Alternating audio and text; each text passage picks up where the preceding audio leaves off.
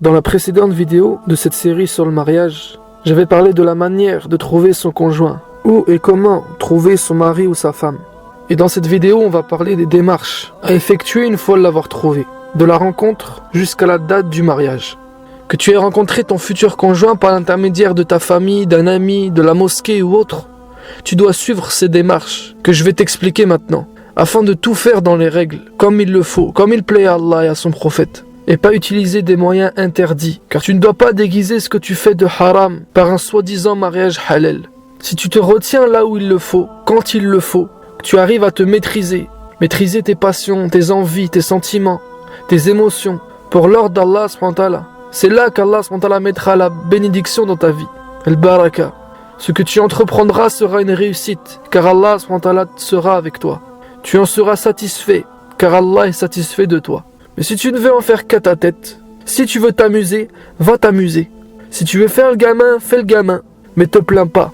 Te plains pas le jour où ça va retomber sur ta tête. Donc la première chose à suivre, une fois que tu as trouvé cette personne qui te plaît, qui répond à tes critères les plus importants, c'est de prévenir les parents. Surtout les parents de la fille. Et surtout son tuteur. Dans tous les cas, si quelque chose se passe dans le dos de la famille de la fille, ce n'est pas une chose sérieuse. Ça commence sur de mauvaises bases. Donc au moins un des parents doit être mis au courant. Pas forcément que tu vas te marier avec cette personne. Non, mais que tu connais une personne avec qui tu es en train de faire connaissance. Ce n'est pas quelque chose de caché, mais c'est quelque chose d'officiel.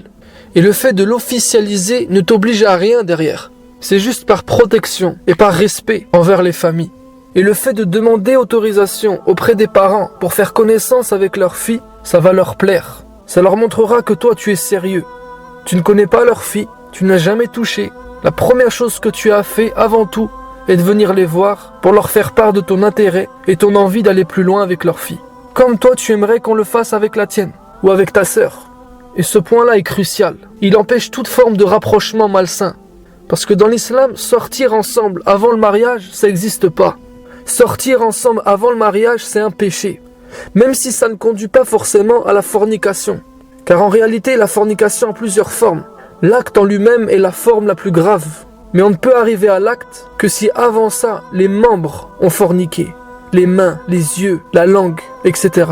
Donc pour éviter cela, pour éviter de se rapprocher de loin ou de près de cette catastrophe et de ce grand péché, on va se protéger, se préserver dans la sunna du prophète sallallahu alayhi wa sallam, qui est de faire les choses bien, sans griller les étapes et de façon officielle. J'avais parlé également dans la précédente vidéo pour la personne qui a essayé de chercher autour d'elle, mais qui ne trouve pas, d'utiliser Internet, les réseaux sociaux, les sites de rencontres musulmans, etc. Maintenant, je tiens à préciser une chose pour enlever toute ambiguïté. Utiliser Internet est possible, mais l'idée, c'est pas de se marier sur Internet. L'idée est juste d'utiliser Internet pour rencontrer une personne qu'on n'aurait pas pu rencontrer dans la vraie vie. C'est pas pour bavarder, c'est pas pour passer le temps, c'est pas pour se rapprocher, c'est juste pour se présenter et donner un rendez-vous à l'adresse de ses parents.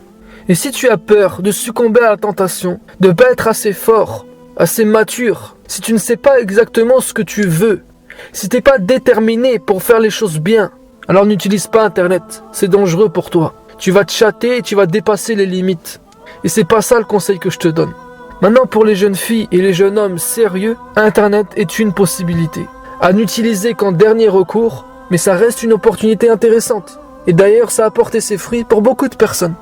Internet n'est pas un mal en soi, ce n'est pas haram, mais c'est ce qu'on va en faire. C'est notre façon de l'utiliser qui va être halal ou haram, qui va être conseillé ou déconseillé. Donc tu n'as pas à sauter sur ta chaise quand je parle des sites de rencontres musulmans. Car en vérité, aller sur ces sites n'est pas pire que de sortir dans la rue. Le danger est partout. À toi d'être sur tes gardes et de faire attention.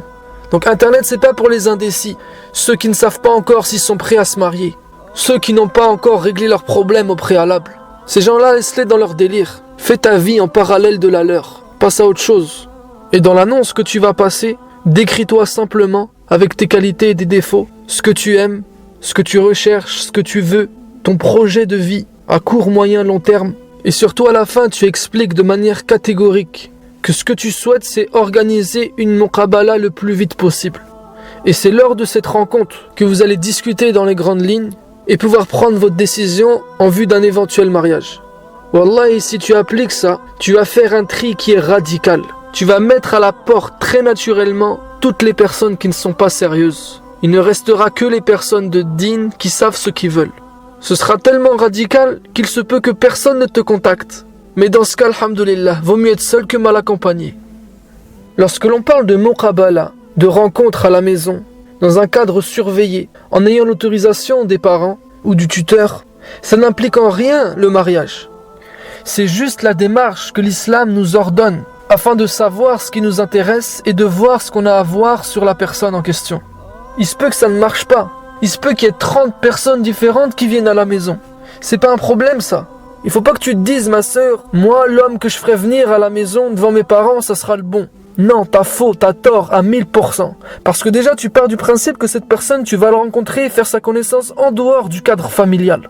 Et dans ce cas, c'est pas du tout ce qui est recommandé, sauf pour la jeune fille ou le jeune homme dont les parents sont injustes, qui lui mettent des bâtons dans les roues, qui refusent qu'il se marie pour de mauvaises raisons, c'est-à-dire qu'ils l'empêchent d'une manière ou d'une autre. Dans ce cas, oui, il existe d'autres solutions, mais c'est pas le sujet de la vidéo. Donc le premier point est de mettre la famille au courant et d'organiser une rencontre le plus vite possible dès que tu as en vue une personne qui pourrait te correspondre. Qui pourrait, c'est-à-dire on n'est pas dans la certitude. Mais de ce que tu sais d'elle, c'est quelqu'un de bien, elle te plaît et elle répond à tes plus grands critères, ceux qui sont le plus importants pour toi et sur lesquels tu ne feras aucune concession. Le deuxième point est la rencontre en elle-même. En vérité, comme tout ce que l'islam nous enseigne, c'est quelque chose de très simple. Il n'y a aucune cérémonie, aucun folklore qui nous est imposé. La rencontre peut se faire n'importe où. L'important c'est qu'il y ait une autorisation du tuteur et une troisième personne qui assistera à votre rencontre. Car comme tu le sais, si tu es en tête-à-tête avec une personne du sexe opposé, le troisième c'est Shaitan. C'est-à-dire que même si tu as les idées claires, Shaitan il est très malin, il va te la faire à l'envers. Et petit à petit, il risque de te faire tomber dans le péché. Donc pour éviter tout risque et préserver ton honneur, une troisième personne de confiance doit assister à votre conversation et ainsi vous resterez pudique et cette pudeur vous protégera tous les deux. Maintenant, vous pouvez parler de tout ce qui vous intéresse, tout ce qui est important à savoir pour vous. Il faut que vous le sachiez. Je t'invite même à préparer cette rencontre en écrivant toutes tes questions pour pas que tu les oublies. Même si tu viens avec une feuille avec 50 questions, c'est pas un problème. Tu fais ce que tu veux, tu parles de ce que tu veux et tu peux aussi voir la personne. Voir ce que tu as besoin de voir pour faire ton choix. Cette rencontre peut durer 5 minutes comme 5 heures. C'est vous qui organisez ça. Maintenant, je te donne un conseil très important. Lors de cette muqabala, ne reste pas dans le superflu, dans l'apparence, dans l'abstrait, dans le vite fait. Au contraire, sois exigeant et pose toutes les questions qui vont te faire comprendre qui tu es en face de toi et quel est son vrai visage. Demande-lui concrètement ce qu'il fait de ses journées, comment elles sont organisées, comment il voit l'éducation des enfants, quel est son niveau dans le din. Et pose-lui des questions pour le tester. Bref, teste-le, éprouve-le, pour voir s'il te donne des réponses pour te faire plaisir, ou si c'est vraiment ce qu'il pense. Maintenant, il y aura 3 issues à cette première rencontre. Soit vous vous plaisez tous les deux, et vous êtes sûr de vous voulez vous marier, soit il y a encore des doutes pour au moins l'un d'entre vous, soit au moins l'un d'entre vous n'a pas envie d'aller plus loin. Pour cette troisième possibilité, c'est clair, on passe à autre chose. Pour la deuxième possibilité, dans ce cas, vous organisez une autre rencontre, et vous pourrez vous rencontrer ainsi autant de fois que vous en aurez besoin pour prendre vos décisions. Tu dois également mener ton enquête en parallèle, questionner ses proches, des personnes qui vont être objectives, sa mère, son père, ses frères, ses sœurs, et leur poser des questions sur comment il est, qu'est-ce qu'il aime, qu'est-ce qu'il fait dans sa vie, ses qualités, ses défauts, afin que tu n'aies pas seulement son point de vue à lui, mais que tu aies un point de vue extérieur. Il faut que tu connaisses sa famille, son entourage, son environnement. C'est comme ça que tu arriveras à mieux le cerner. Faut surtout pas que tu te bases sur ses seules paroles. Parce que si tu te trompes, si tu t'es fait avoir, ça va faire très mal. Et lorsque vous serez dans la première possibilité, c'est-à-dire que vous voulez vous marier tous les deux ensemble, alors dans ce cas, on passe au troisième point qui est les fiançailles. Les fiançailles, c'est pas un mariage. C'est seulement le moment où l'homme demande la main de sa future femme à son tuteur. Une fois que cette demande a été acceptée, maintenant vous êtes fiancés. Et une femme qui est fiancée, il est interdit pour un autre homme de la demander en mariage, de la rencontrer, de faire sa connaissance. C'est-à-dire que les fiançailles sont dissuasifs. C'est une réservation. Tu réserves ta femme, la femme réserve son mari. Et à partir de là, vous n'allez plus voir ailleurs. Donc c'est aussi une préservation. C'est-à-dire que psychologiquement, ça va t'aider à patienter, à ne pas tomber dans les péchés. Car c'est bon, tu as trouvé ton futur mari, ta future femme, les deux familles sont au courant, c'est officiel, vous allez vous marier. Et en plus d'être une réservation et une préservation, c'est aussi une préparation. C'est-à-dire qu'à partir de maintenant, vous allez commencer à penser à l'organisation du mariage. Organisez tous les préparatifs. Vous allez vous mettre d'accord sur une date. Ça peut être demain ou dans 1 an. Sur l'endroit, sur la dot.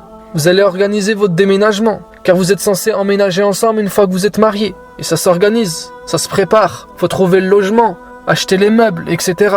Bref, en fonction des situations des uns et des autres, vous allez utiliser ces moments où vous êtes fiancés pour préparer votre futur mariage. Mais attention, votre statut reste seulement fiancé. Vous n'êtes pas marié. Vous n'avez toujours pas le droit de vous voir en tête-à-tête. Par contre, s'il y a besoin, et avec l'autorisation du tuteur, vous avez le droit de sortir tous les deux, accompagnés d'une 3e personne, pour aller dans les magasins, faire des achats, prendre des rendez-vous, aller au rendez-vous, etc. Et maintenant, on arrive à la 4e étape, au 4e point, qui est le mariage en lui-même. Et ce point nécessite une vidéo à part, donc je le détaillerai prochainement, Inch'Allah.